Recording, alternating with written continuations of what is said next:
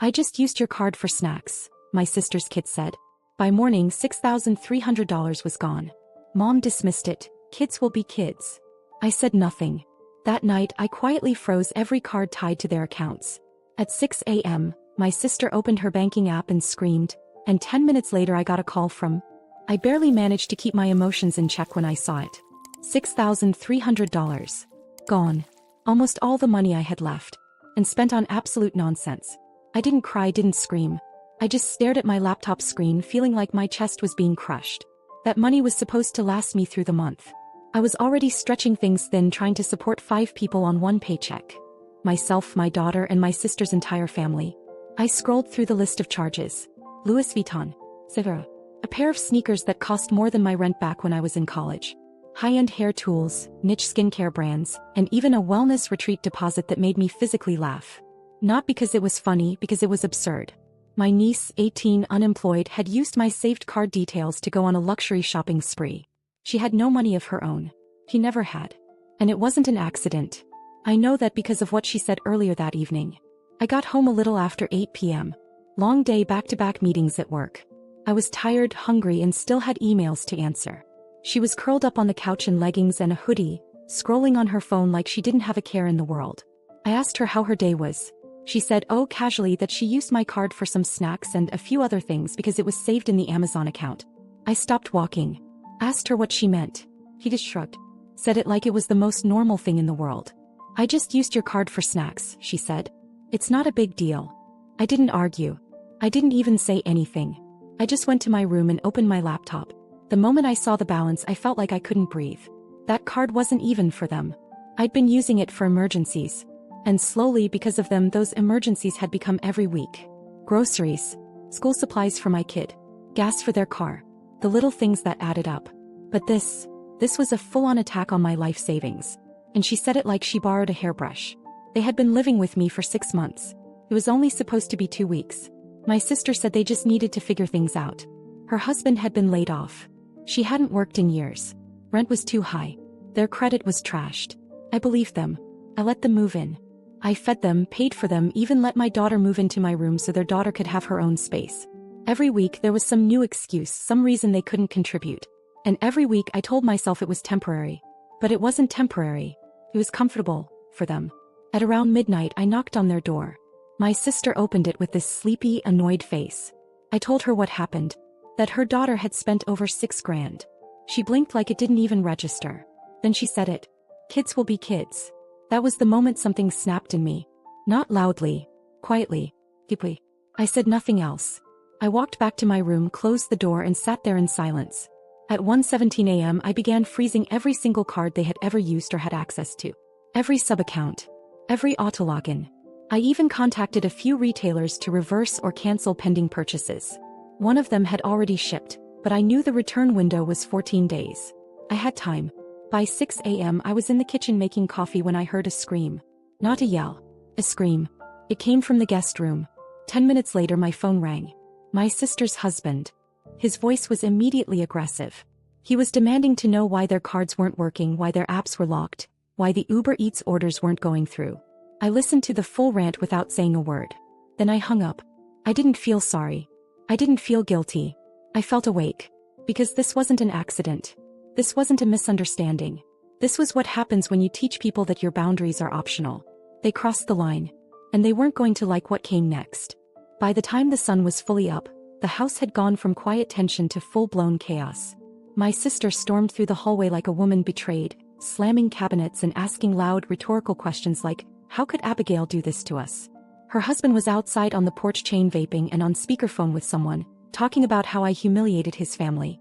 Meanwhile, the daughter, the one who wiped my account clean, sat in the living room clutching her phone like it was a life raft, crying over the handbags and essential items that were suddenly being refunded or marked return initiated. And in the middle of all that, I was just sitting at the kitchen table, drinking my coffee like it was the only thing keeping me tethered to earth. None of them had the guts to confront me right away. My sister passed by me a few times waiting for me to speak first. I didn't. I wanted them to feel the silence. I wanted them to sit in the wreckage and think about the fact that it was them who caused it, not me. Around noon, my sister finally broke the standoff. She came into the kitchen and said we needed to have a grown-up conversation as a family. I agreed only because part of me still held on to the insane idea that maybe, just maybe, they'd realize how far they'd gone. We sat down in the living room. Me on one side, them on the other, like it was a negotiation table. My sister started with, "We feel like your reaction was a bit extreme." Then came the usual. That I embarrassed them. That I created instability. That I should have just talked to them first before cutting off access to the accounts. As if the $6,300 vanishing without a single heads up from them was perfectly reasonable. Her husband jumped in next, saying I made them feel unwelcome and helpless. He actually said I damaged the trust between us. Then my niece, the one who spent my money like she had a brand deal with Gucci, said she was under a lot of pressure, and that at her age stability was essential for her growth. She said the shopping made her feel like she was in control of something even just for a moment. I just sat there listening, wondering if they'd all collectively lost their minds. They weren't ashamed. They were angry at me. I told them calmly that I had less than $300 to my name now. That I was behind on 2 utility bills. That I'd given up nearly every comfort I had so they wouldn't have to sleep in their car. That I hadn't had a proper weekend off in over 4 months because of extra shifts.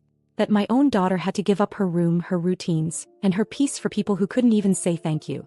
And now they were talking to me about stability? I said I didn't want the money back. I meant it. Not because I was forgiving them, but because I was done. Done expecting responsibility from people who lived like the world owed them something. Done making excuses for grown adults who thought kindness was a weakness. My sister started to cry. Her husband looked down. My niece didn't say anything, just got up and walked to her room. The next morning I left the house early. Got in the car and just drove. I didn't have a destination in mind. I just needed to be away. I grabbed a gas station coffee and parked in a grocery store lot, watching people go in and out like it was any normal day. I sat there for over an hour. When I came back, there was an envelope on the kitchen counter. It had my name on it, written in rushed handwriting. Inside was a note that said, "We're sorry. We'll fix it." No money. No plan. No next steps. Just 7 words on a piece of paper. That's when it really sank in. They weren't going to fix anything. Because in their heads they hadn't broken anything. And that meant I had to be the one to change everything. The envelope on the kitchen counter sat there for 2 full days before I even touched it again. I read the note once, then left it there. "We're sorry. We'll fix it." That's all it said. No explanation. No money. No plan. Just a vague promise, like that was supposed to patch over the fact that they had drained my account and still hadn't done a damn thing to make it right. They tiptoed around me for a while after that. I think they believed they were being considerate. Quiet in the mornings, dishes done, shoes off at the door. But all of it felt hollow. Like they were just waiting for my mood to pass. Like they'd ridden out storms before and this would be no different. But this time was different. I was watching them now, really watching. My niece was still waking up past 10 every day, sitting cross-legged on the couch, scrolling non-stop and shopping online with whatever money she had left from God knows where. Still no job. Still no effort. She asked me one afternoon if I'd help her rebuild her Amazon cart, because everything got refunded. I walked away before I said something I'd regret. My sister was trying harder to act productive. She mentioned sending out a few applications but couldn't remember where. Said she was looking into remote opportunities, but spent most of her time rewatching old shows on her laptop. Her husband, meanwhile, spent the majority of his time in the garage, hiding behind the excuse of job hunting, while vaping and watching YouTube videos. It was surreal. Like I was living in a simulation where nobody could see the wreckage except me. So one night after work I stayed up late at the dining table and made a plan. I printed out job listings from 3 local websites. Entry-level stuff, nothing fancy, just a way to get their feet in the door and start making money again. I sorted them by skill level, made little notes about which ones might be a good match for each of them. I even wrote down the bus routes for the ones they could get to without needing my car. The next day I called a house meeting. Told them I had something to share and asked for 15 minutes of their time. They sat down looking more annoyed than curious. I started by saying I wasn't looking to punish anyone. That I knew things had been hard and I understood the pressure they were under. But that I couldn't carry 5 people on one salary anymore. I said I'd printed out job opportunities for each of them, things they could apply for this week. That if they took action now we could move forward. Together.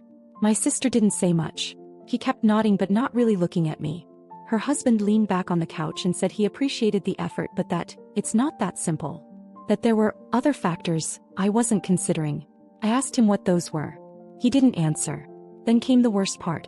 My niece rolled her eyes, picked up the job listings, glanced at the paper like it was a joke, then stood up and dropped them in the trash.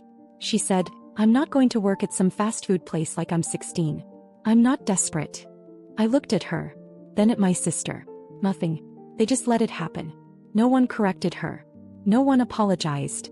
No one pulled her aside later. It was just normal to them. I went to bed without saying another word.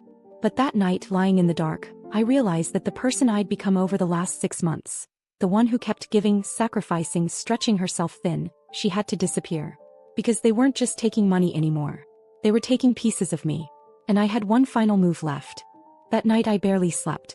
I was too aware of how everything in that house had turned upside down. It wasn't just money anymore. It was the disrespect. The entitlement. The way they looked at me like I was in their way for trying to help them stand on their own 2 feet. I kept thinking about my niece's words. I'm not desperate. After dumping the job listings into the trash like they were a menu she didn't like. By morning I knew what I had to do. First thing, I called into work and took a personal day. Then I started gathering receipts. Return windows were closing and I wasn't going to let that money slip away. Most of the big-ticket items my niece ordered hadn't even been opened yet. Still in their boxes, sitting in the corner of her room like trophies. I didn't ask for permission. I just packed them into the trunk of my car. She didn't even notice. She was in the backyard on FaceTime laughing about something with a friend. I heard her say the words, "She's still mad about the card thing," and then laugh like I was some uptight idiot who couldn't take a joke. I drove straight to the high-end boutique downtown and returned the handbag first. They asked if I was the original purchaser. I said yes. No questions. Refund processed. $1,199 back to my account. Then Sephora, the Nike store, and a small online boutique with a physical location across the city. I spent 5 hours driving around, returning every last thing I could. By the end of the day, I'd recovered nearly $4,500. I came home exhausted but calmer than I'd felt in weeks. I was in the kitchen pouring a glass of water when my niece finally noticed. She came flying into the room demanding to know where her stuff was. I told her flat out I returned it, that it was never hers to begin with. She started screaming. Not just yelling, screaming. Called me a thief, called me jealous, said I was ruining her life. And then she did something I never expected. He picked up my coffee mug and threw it at the wall. The crash was so loud my daughter came running out of her room. My sister came in seconds later, asking what the hell was going on. My niece pointed at me and shouted that I'd stolen from her, that I'd violated her privacy, and that she was going to call the police. I looked her dead in the face and said, "Go ahead." That shut her up. Then, for the first time since this nightmare started, I turned to my sister and said exactly what I'd been holding back. I told her her daughter had turned into someone I didn't even recognize. That I'd tried everything. Fed them, housed them, protected them, and all I got in return was gaslighting, disrespect, and financial ruin. I said that if she wasn't willing to parent her child, then she'd both failed as a mother and as my sister. Her husband stood there silently in the doorway. He didn't say a word. And I wasn't done. I told them they had 14 days to get out of my house. That was it. No more chances. No more warnings. They were going to figure it out on their own, just like I had for the last 10 years. I said I'd give them the resources if they needed them, but I wasn't going to carry them anymore. My sister started crying again, saying it wasn't fair, that they weren't ready. And that's when I dropped the last piece. I told them I'd called a family friend who runs a restaurant. They had 3 positions open. Dishwa, host, server. I told them the friend agreed to hire all 3 of them, if they showed up Monday morning. My niece laughed in disbelief. My sister looked horrified. They thought I was joking. I wasn't. None of them answered me that night. But the next morning, the husband, the same man who yelled at me a week ago, walked into the kitchen and asked what time the shift started. He didn't say thank you, but at least he was finally scared enough to move. Monday morning came, and for the first time in months, the house was dead silent at 7 a.m. No one scrolling on their phone, no giggling FaceTime calls, no cereal bowls left out. Just quiet. Then I heard the front door close. I looked out the window and saw my sister's husband getting into their car. He was actually going. No fanfare. No speeches. Just gone. An hour later, my sister shuffled into the kitchen. She poured a cup of coffee and mumbled something about giving the job a shot. I nodded. I didn't say I was surprised. I didn't tell her that the friend had already called me earlier and said if they didn't show up, the offer was off for good. At noon, my niece finally emerged. She didn't speak. Didn't look at me. Just stood by the counter and waited for the microwave to beep. Then she asked quietly if the rest of her orders were being returned too. I told her there were a few more things we hadn't gotten to yet. A pair of sunglasses, a luxury face serum, and a Bluetooth speaker. The return window was still open, and yes, we were returning those too. She muttered that it was humiliating. I agreed. We went to the mall together. Not because I thought it would be some bonding moment, because she was legally an adult and some of the returns required ID verification. I let her handle it. I watched her face when the cashier asked, "Do you have the original payment method?" And she had to say, "It was my aunt's card." One by one the items disappeared. Refunds processed. Almost $6,000 recovered by the time we were done. It wasn't all of it. Some of the purchases were final sale, but it was enough. I told her to keep the receipts. I wasn't covering for her if anything came back on my statement later. Back in the car, she sat with her arms crossed, fuming. She said I didn't understand what it was like to feel like you had nothing. That shopping gave her control, a break from stress. I didn't argue, but I asked her what she thought my life looked like. If she thought I got here by shopping my way out of stress. If she realized I hadn't bought myself a new pair of shoes in over a year, because I was too busy paying to keep 5 people afloat. She didn't answer. Just looked out the window. That night I went into my room, shut the door, and for the first time in months, I let myself feel everything. The exhaustion, the frustration, the deep, crushing disappointment. But also something else, clarity. As I had tried. I gave them everything. Shelter. Food. A second, third, fourth chance. I handed them jobs.